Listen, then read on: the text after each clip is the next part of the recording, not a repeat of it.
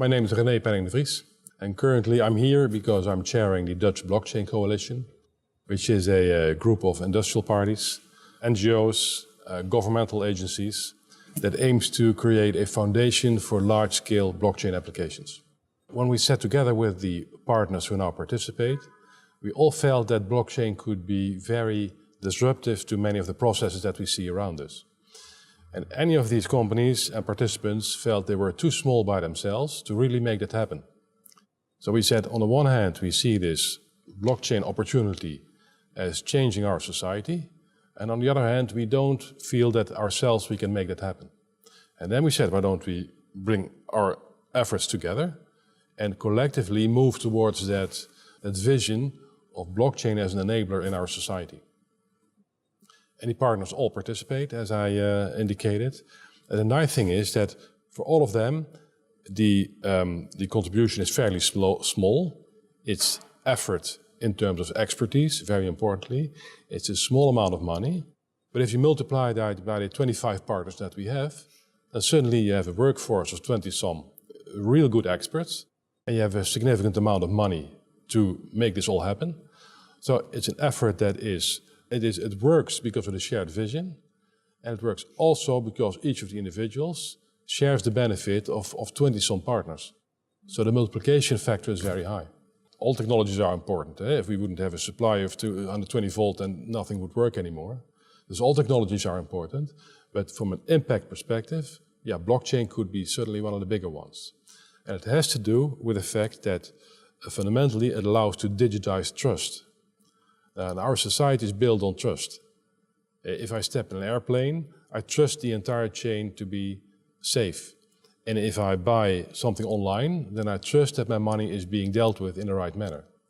And we know that trust is often not realized. There's often misuse of trust. Now, and the fact that we can digitize it by means of blockchain means that we take away an important element of fraud and disconnect in our society.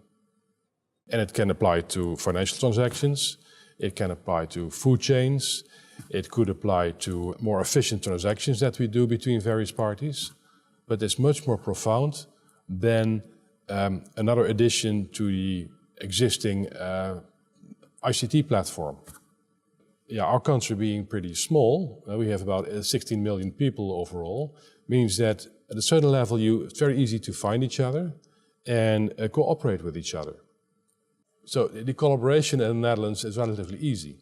And it has to do with the fact that from a historical perspective, we always have been doing that. So we had in the Netherlands, we had to work together to fight this sea level. A big part of the Netherlands is actually below sea level. So a city like Amsterdam is living below sea level.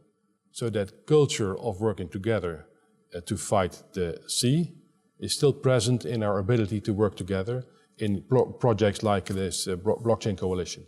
We managed to find people who are all sharing this dream of making blockchain impactful, yeah, and then you go. Now that's the esoteric part. And why is it so functioning nicely? Because each of the partners benefit from the work that many more do. Things they could not do themselves, with a collection of people you can, and that gives a big acceleration.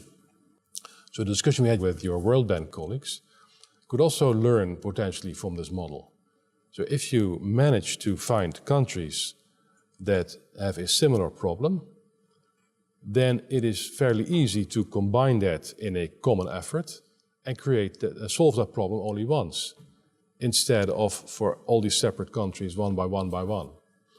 And many of the applications that we discussed today have a big commonality that has to be addressed, a kind of a platform that you need to address.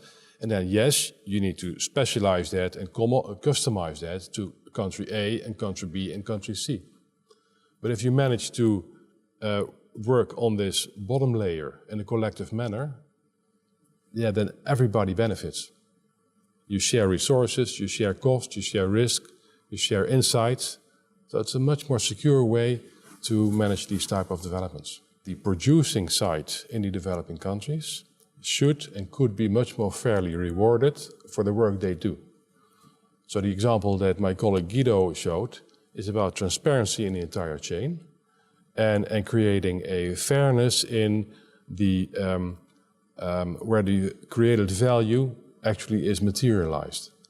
And today it is not the case. So by following this food chain in a very consistent manner, you could easily make sure that all the parties in between are rewarded correctly. And I think it will work because in the developing countries, people are willing to pay a little bit more for the added value of understanding where the food is coming from. So that's a very important element, that's one. So the ease of doing business and the fairness of doing business, I think that can be enabled to a large extent by blockchain, and that will help the developing countries very, very much.